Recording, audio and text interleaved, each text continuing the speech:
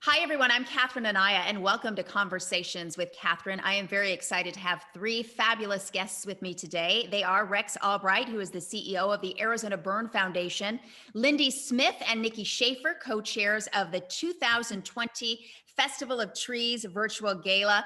Thank you so much for being with me. Thank you for Thanks having for us. having us. It's good to see all of you. We're excited. Yes. Well, I'm excited because this event is happening that we're talking about to benefit the Arizona Burn Foundation. It's coming up on December 5th. I'm very excited to be a part of it as your MC and to work with all of you. I do want to talk a little bit about what the Arizona Burn Foundation does because it is a nonprofit, as many people may be aware. It provides life-saving programs, education, resources, support that begins the moment an Arizona suffers a burn injury and continues for the rest of their life, which is truly remarkable. Rex, can you explain how life-changing this is for burn survivors and for their families here in Arizona to have a place like this, an organization like this? Once in Arizona, and thank you, Catherine, for having us on, and we've been founded in 1967, mainly by two doctors out of our burn center here in Arizona. And they found as people were being burned, the injury is a lifelong injury. It's very demoralizing to folks who get burned to have this kind of injury take them out of what they consider to be their normal life patterns. And it just doesn't affect the family member that's burned, it impacts the entire family. Now you have all those emotional issues going with it, and all these what if questions. So in 1967, we were founded mainly to help people navigate through that healing process for healing for emotionally. Since then, we've expanded our mission to include burn prevention and fire safety to help people not get the burn injury. So when we show up at the bedside of a burn survivor, we're there to help them understand what is going to happen, what is going to be the next steps, how to get back on your feet again. When you get burned, you're a victim, but then you become a survivor. And then we looked at the thriving. How do you become who you are again? And one of the most gratifying things that we have heard is when people say, I stop identifying myself as a burn survivor, I have identified myself by my name again. I am a human being again, as opposed to just another patient. And we do that with a myriad of programs, which we'll talk about as we go through this program, to help people get back on their feet again, to get out of that situation.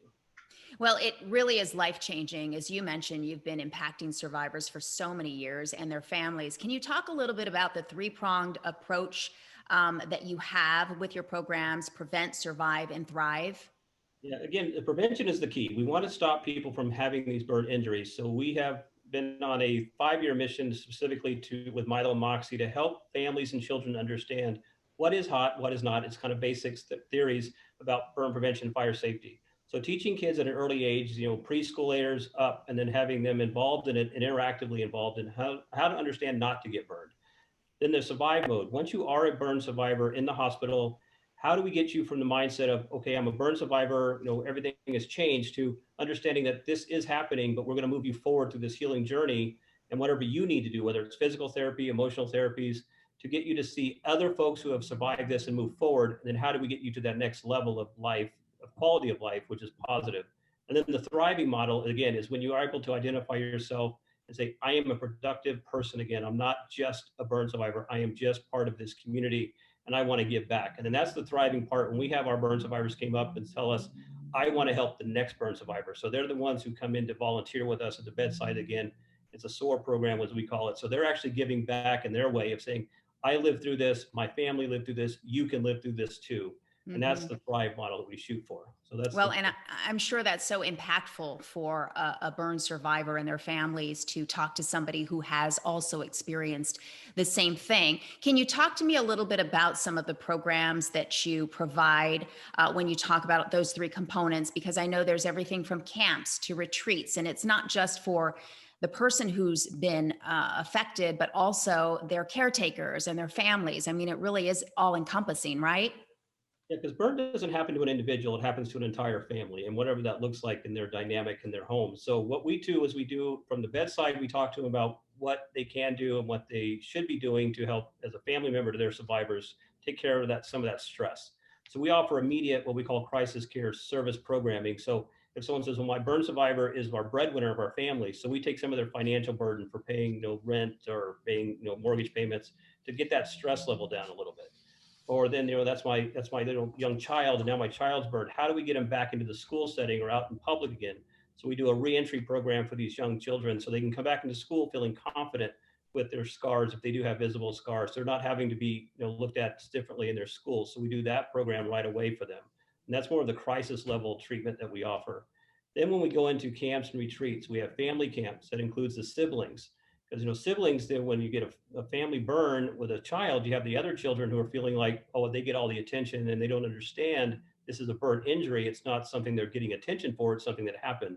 So we work with the families on that dynamic in a family camp setting for the younger kids. And as the kids get older, we take them away for a week and let them experience life as just children. They're with other burn survivors. They all look the same. They all act the same. They all have the same environments that they're living through with their bandages and so forth. So that gives them a freedom of just being a child, which allows us then to work with the parents in that group, the parent caretaker group, as you mentioned, to talk to them about what is your needs.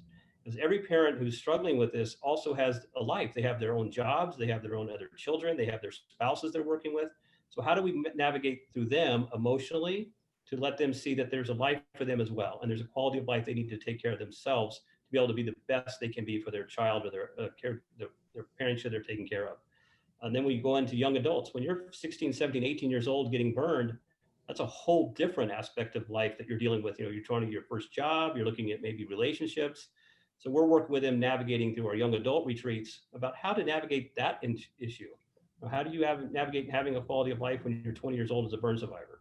And that brings in a lot of other aspects of their life. And so we bring in counselors for that. So it's it's a lifetime injury, unfortunately. It is just what it's going to be. And we move people through every stage along the continuum. We're not just there with the immediate, we're there all life. So as new challenges show up.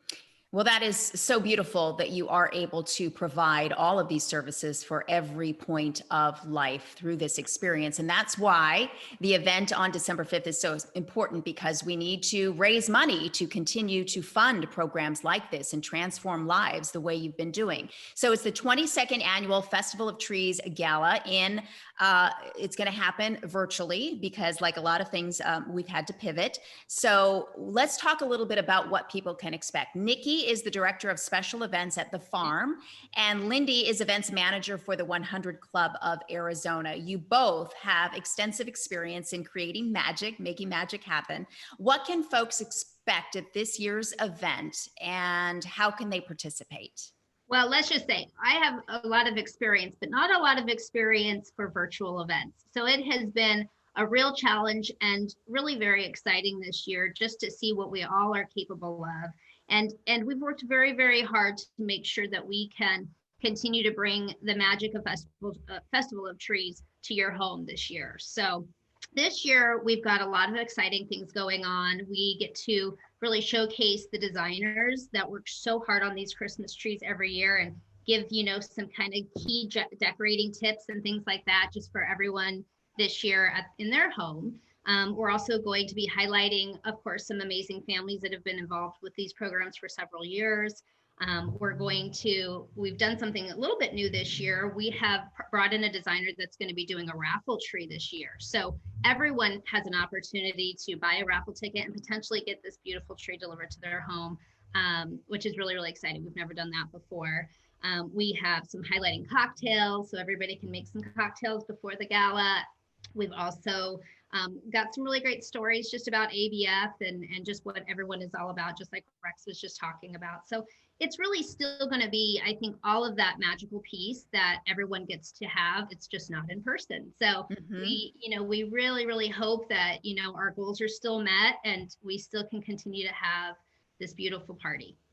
Well, we're going to have fun, that's for sure. And we definitely want to continue those traditions. The trees, for example, where do you find the folks, the designers that actually create these fantastic trees, which are so inspirational to look at? We try to implement some of those things in our own homes sometimes, but it's just such a tradition when it comes to this event.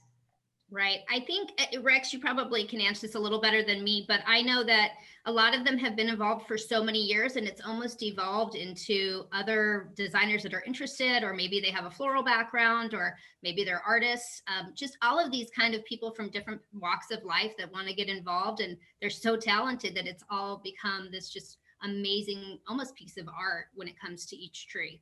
Mm-hmm. Lindy, go ahead, Rex. Sorry. somebody's involved over time and they brought their friends to it. But as Nikki had said, it's almost like a competition. Well, I seen what someone else did on the tree, so now next year I got to do this one up thing. So become one upmanship. So we went from designing trees that you would see in a normal, in my case, a regular suburban home, to these all of a sudden these masterpieces that Nikki's like, they are art pieces when you see them all designed. And this year, the way that we're able to do it, you're going to have that set up in your home potentially from the start. So it's going to be sitting in your home for 3 or 4 weeks, a beautiful masterpiece of artwork that you can actually showcase to your friends and family. Yeah, I mean, I love that. Real installations. So it's pretty amazing. So we mentioned the fact that, this is new, obviously, going virtual. Lindy, what are you most excited about? Because this is, new for a lot of us, or at least, we don't have a whole lot of experience with it. What are you most excited about? I mean, I honestly am most excited to have my kids be able to attend the event with me this year in our home. They aren't coming along, they're 2 and 7, so they aren't going to the event, but they're going to be able to experience what we have for so long. And I mean, the magic of Christmas really is about the kids. So I'm really looking forward to that aspect of it. So for people who cannot, for whatever reason, join us on December 5th, how can they continue to support Arizona Burn Foundation, support this event? You mentioned, the raffle tickets. How can people be able to participate beyond just December 5th? Our needs are on all year round. So you can actually engage with us on social media is a great way to find our stories, to find a little bit about what we're going to be talking about the night of the event. On that, as Nikki and Lindy have said, about the program itself, that will be on our social media pages. So you can engage with us through social media, find our stories, find our mission, be able to interact that way, share our stories. That would be a great help for us. 2 is volunteering. We do smoke alarm walks, and this looks different going into the COVID era. We do it by appointment only. So we have communities of fire departments still working with us, and they want to install smoke alarms for high-risk neighborhoods and for those who really don't understand how to make their home fires safe. So we are working with them on appointments. So we need volunteers who are willing to be masked and do all the safety protocols around the Phoenix market, around the state of Arizona, actually, to go into homes and then help people make sure their fire smoke alarms are working, install new ones if they need to. And just so volunteering is always great. And Festival of Trees is a beautiful event on December 5th, but our needs are forever. So it's like, so anytime you can online, our website, azburn.org, you can learn so much about what we do and the depth of what we do. And so it's a beautiful opportunity to learn more about us on December 5th, host a party or post-event. Just look at our website, you'll find it all. Absolutely. And Lindy, real quickly, can people purchase raffle tickets ahead of time? They can. I was just going to mention that the raffle tree is going to be incredible. Nikki's mom is actually one of the designers of it, so I know from experience that it's going to be really, really pretty. And yes, you can buy the raffle tickets online again at azburn.org. Okay, ladies, Nikki, Lindy, Rex, thank you so much for taking the time to talk to me about this event and letting people know why they need to join us on December 5th. I'm very excited because, it's an opportunity to have fun. It's a beautiful night with the trees. And of course, we want to raise awareness and funds to continue creating these life-changing services and programs for Arizona Burn Foundation. So thank you for taking the time to chat with me. I want to let people know they can register now by going to FOT2020.givesmart.com. And as you all mentioned, go to azburn.org to get your raffle tickets to continue supporting all of the great work that you do. So thank you so much. Thanks so much for watching Conversations with Catherine. Please remember to hit the subscribe button, like, and comment while you're here. I'll see you next time.